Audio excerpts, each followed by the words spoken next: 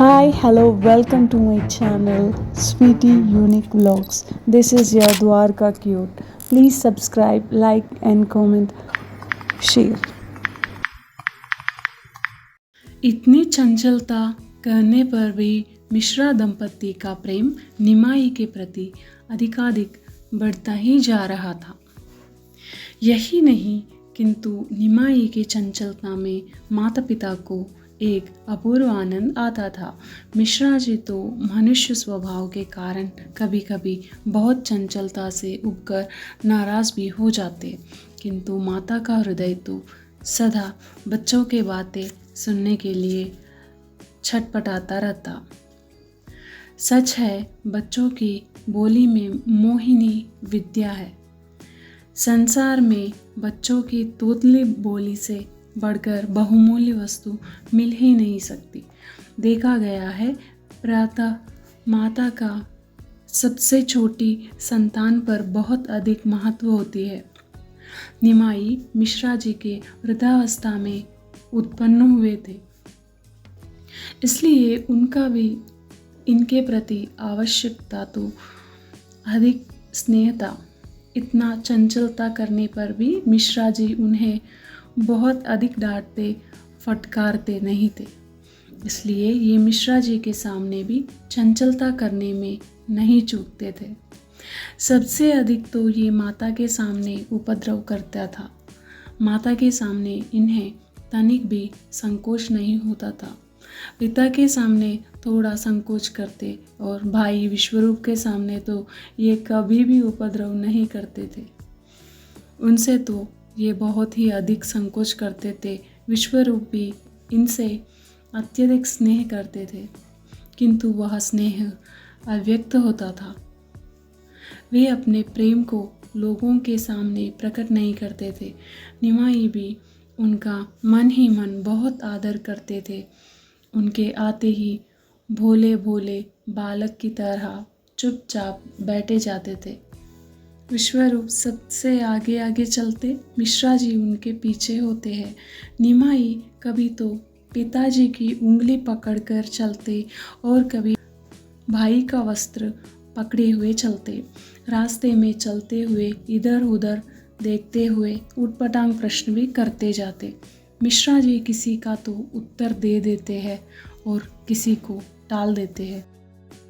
कभी कभी आप दोनों से अलग होकर चलते, उस पर विश्वरूप इन्हें भुलाकर झट से गोद में ले लेते। गंगा स्नान करके मिश्रा जी तथा विश्वरूप संध्या वंदन करते। ये भी बैठकर उनकी नकल करते, जैसे वे लोग जल छिड़क कर ये भी जल छिड़कते। जब वे आचमन करते, ये भी आचमन करते तथा सूर्य को अर्घ देने पर वे खड़े होकर सूर्य को अर्घ देते। कभी कभी स्नान करने के अनंतर पिता फिर से इन्हें स्नान कराते। घर आकर ये सब बातें अपने माता से कहते। स्त्रियाँ पूछती, बेटा अच्छा तुमने संध्या कैसे की? तब आप पद्मासन लगाकर बैठ जाते और आंखें बंद कर धीरे धीरे होठ हिलाने लगते हैं। कभी कभी नाक बंद करके प्राणायाम अभिनय करते। जब वे अपने छोटे छोटे हाथों को ऊपर उठाकर सूर्य की ओर टकटकी लगाकर उपास्थान का ढंग दिखाते, तब स्त्रियां हंसते हंसते लोटपोट हो जाती। इस प्रकार ये जिस काम को देखते उसी की नकल करते। इनके चंचलता से कभी कभी बड़ी हंसी होती है। एक दिन मिश्रा जी के साथ गंगा स्नान करने गए और स्नान करने के अनंतर मिश्रा जी पास के भगवान के मंदिर में दर्शन करने जाया करते थे।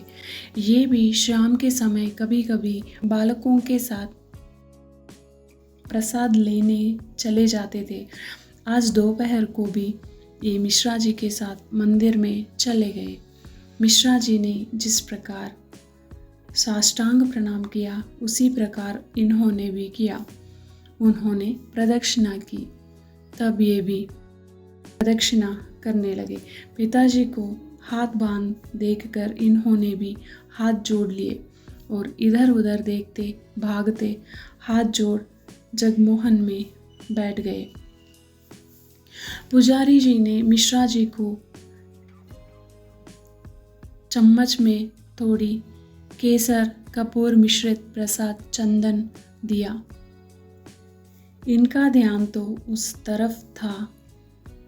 तरफ था ही नहीं।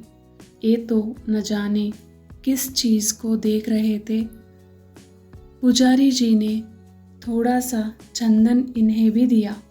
इन्होंने पंचामृत की तरह दोनों हाथ फैलाकर चंदन को ग्रहण किया और छट से उसे खा गए। पुजारी जी तथा मिश्रा जी यह देखकर हंसने लगे।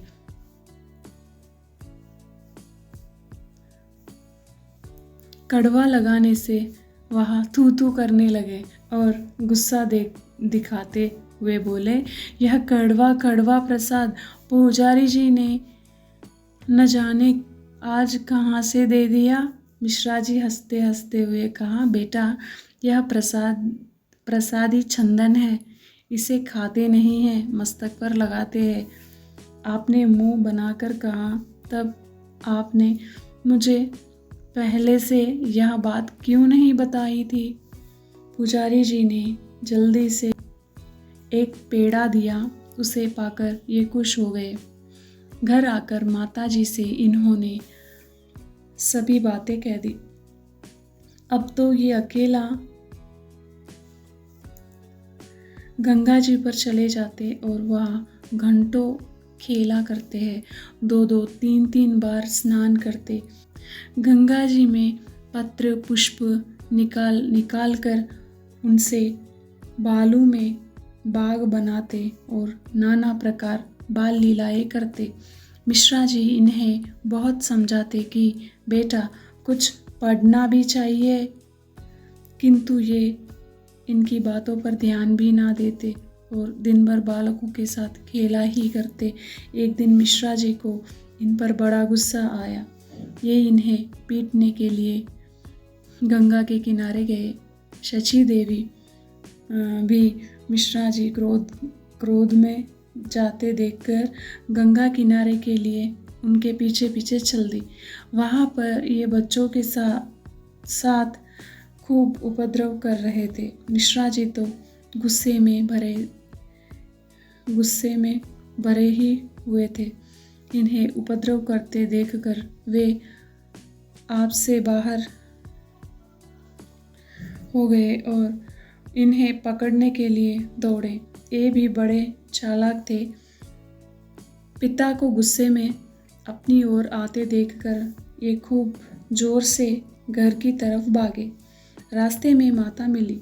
झट से ये उनसे जाकर लिपट गया। माता ने इन्हें गोद में उठा लिया। ये उनके आंचल से मुंह छिपाकर लंबी लंबी सांस लेने लगे। माता कहती थी, तू बहुत उपद्रव करता है, किसी की बात मानता ही नहीं। आज तेरे पिता तुम्हें खूब पीटेंगे। इतने में ही मिश्रा जी आ गए। वे बाह पकड़ कर इन्हें शची देवी की गोद में से खींचने लगे। माता चुपचाप खड़ी थी। इसी बीच और भी आदमी इधर उधर से आ गए। सभी मिश्रा जी को समझाने लगे, अभी बच्चा है, समझता नहीं, धीरे धीरे पढ़ने लगेगा। आपको पंडित होकर बच्चे पर इतना गुस्सा ना करना चाहिए। सब लोगों के समझाने पर मिश्रा जी का गुस्सा शांत हो गया। पीछे उन्हें अपने इस कृत्य पर पश्चाताप भी हुआ। कहते हैं, एक दिन रात्रि के समय स्वप्न में किसी महापुरुष इनसे कहा, पंडित जी, आप अपने पुत्र को साधारण पुरुष ही ना समझे, ये अलौकिक महापुरुष है। इनकी इस प्रकार बत्सरना करना ठीक नहीं। स्वप्न में ही मिश्रा जी उत्तर दिया, ये चाहे महापुरुष हो या साधारण पुरुष हो, जब ये हमारे यहाँ पुरुष रूप में प्रकट हुए हैं तो हमें इनकी भत्सना करना ही पड़ेगी। पिताजी का धर्म है कि पुत्र को शिक्षा दे, इसलिए शिक्षा देने के निमित्त हम ऐसा करते हैं। दिव्य पुरुष ने फिर कहा, जब ये स्वयं सब कुछ सीखे हुए हैं और इन्हें अब किसी भी शास्त्र के सीखने की आवश्यकता नहीं है, तब आप इन्हें व्यर्थ क्यों तंग करते हैं? पिताजी का तो यही धर्म है कि वह पुत्र को सदा शिक्षा ही देते रहे, फिर चाहे पुत्र कितना भी गुणी तथा शास्त्रज्ञ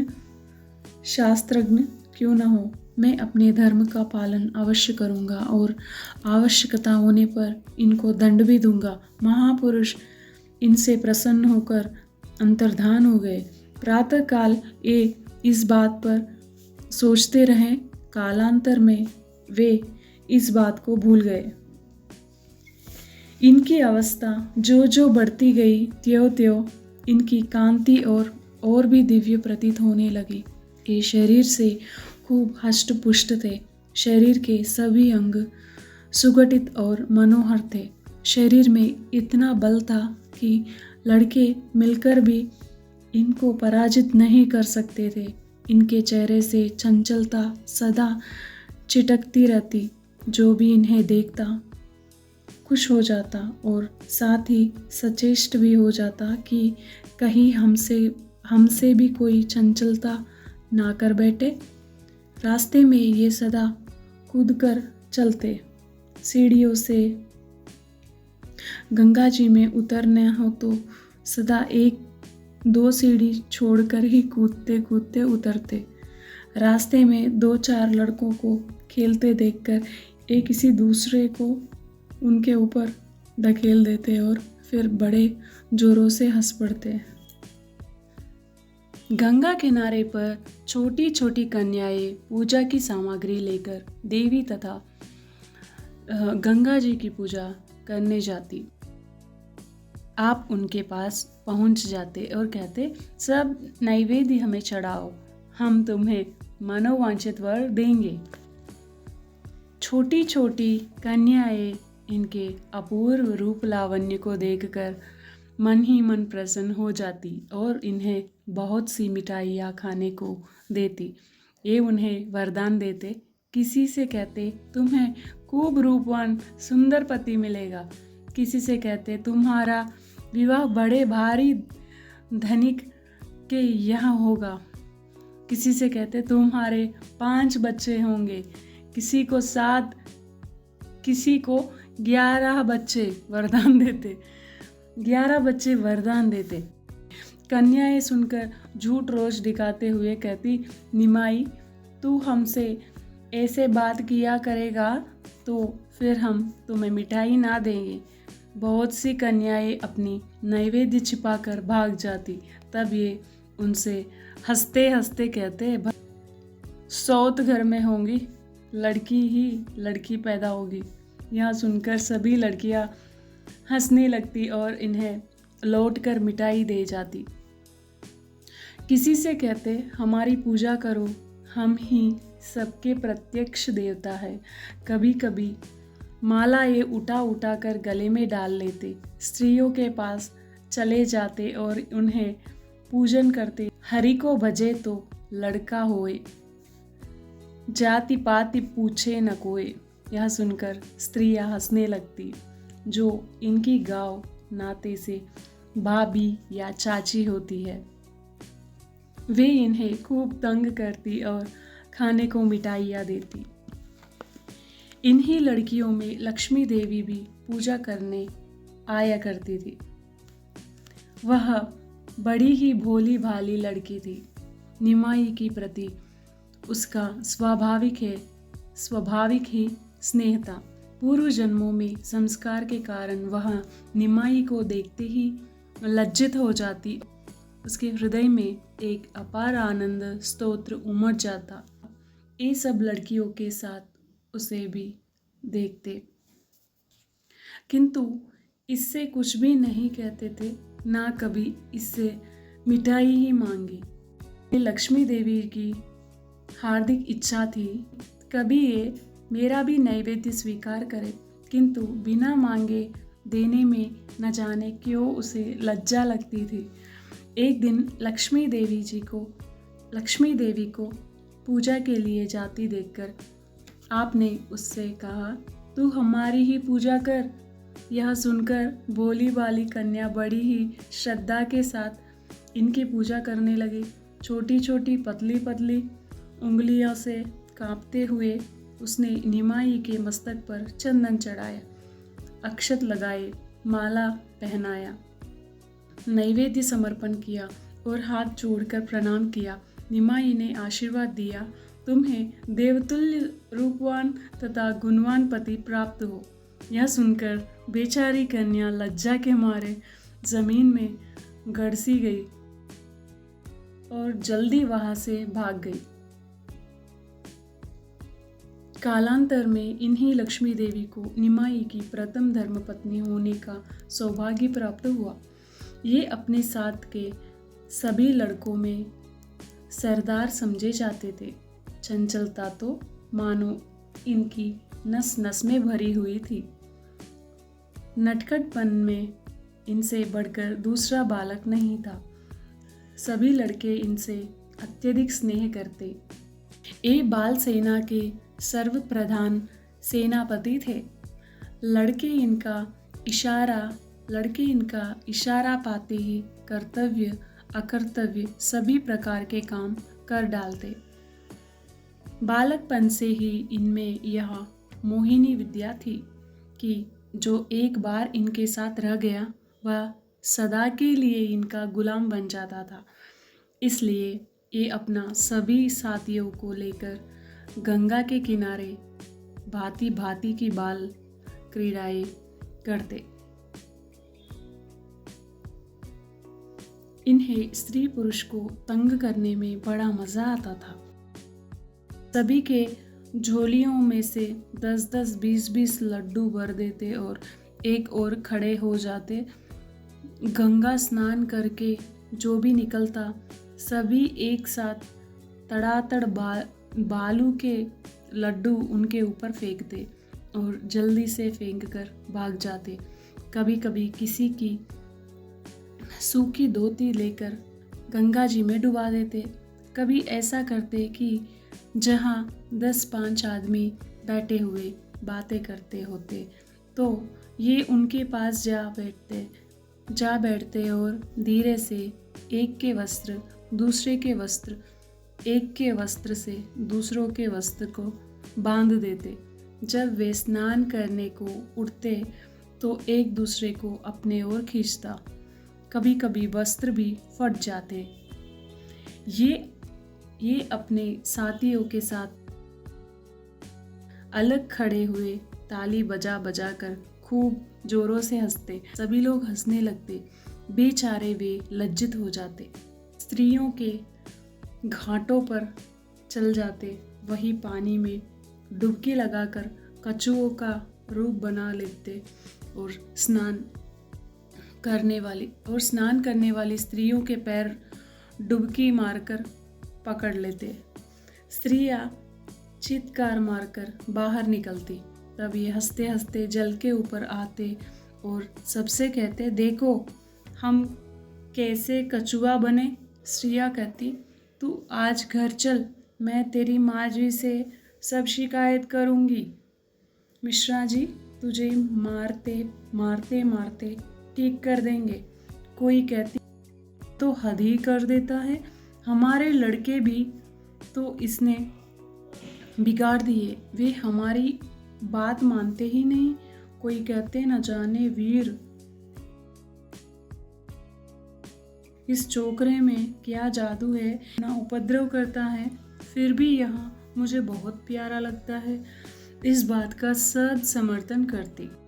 स्त्रियों की भांति पुरुष भी इनके भांति भांति के उपद्रव से तंग आ गए।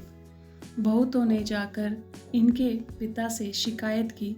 स्त्रियां भी शची माता के पास जाकर मीठा उलाहना देने लगी। शची देवी सभी की खुशामद करती और विनय के साथ कहती, अब मैं क्या करूं, तुम्हारा भी तो ये वह लड़का है, बहुत मना करती हूँ, शैतानी नहीं छोड़ता, तुम उसे खूब पीटा करो। स्त्रियां सुनकर हंस पड़ती और मन ही मन खुश होकर लौट जाती। एक दिन कई पंडितों ने जाकर निमाई की मिश्रा जी से शिकायत की और कहा, अभी जाकर देख आओ, तब तुम्हें पता चलेगा कि वह कितना उपद्रव करता है। यह सुनकर मिश्रा जी गुस्से में भरकर गंगा किनारे चले। किसी ने यह संवाद जाकर निमाई से कहा दिया। निमाई जल्दी से दूसरे रास्ता होकर घर पहुंचे और अपने शरीर पर खड़ी आदि लगाकर माता से बोले, माँ, मुझे तेल दे दे, मैं गंगा स्नान कर आऊं। माता ने कहा, अभी तक तैने स्नान नहीं किया क्या? आपने कहा, अभी स्नान कहाँ किया? तू जल्दी से मुझे तेल और धोती दे दे। यह कहकर आप तेल हाथ में लेकर और धोती बगल में दबाकर गंगा जी की ओर चले। उधर मिश्रा जी ने गंगा जी के किनारे जाकर बच्चों से पूछा, यह निमाई आया था क्या? बच्चे तो पहले से ही सिखाए पढ़ाए हुए थे। उन्होंने कहा, आज तो निमाई इधर आया ही नहीं। यह सुनकर मिश्रा जी घर की ओर लौटने लगे। उन्होंने कहा, आज तो निमाई इधर आया ही नहीं। यह सुनकर मिश्रा जी घर की ओर लौटने लगे। घर से निकलते हुए बगल में धोती दबाए निमाई मिले। मिश्रा जी ने कहा, तू इतना दंगल क्यों किया करता है? आपने जोर से कहा। न जाने क्यों लोग हमारे पीछे पड़ गए। यह बात माँ कहती थी कि स्त्रियाँ तेरे बहुत शिकायत करती थी।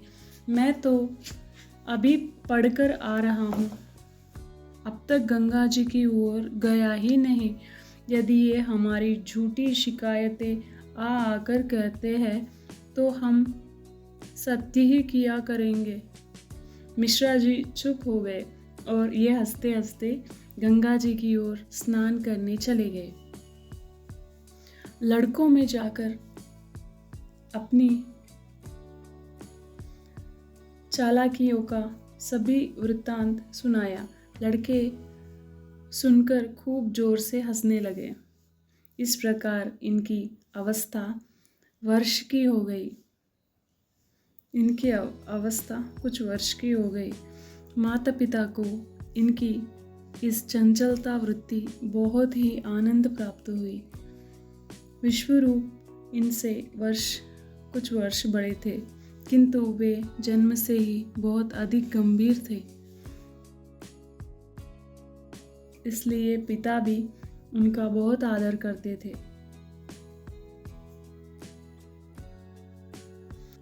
पुत्र जब कुछ वर्ष का हो जाए तो उससे मित्र की भांति व्यवहार करना चाहिए। इस सिद्धांत अनुसार मिश्रा जी उनके प्रति पंडित का व्यवहार करते हैं।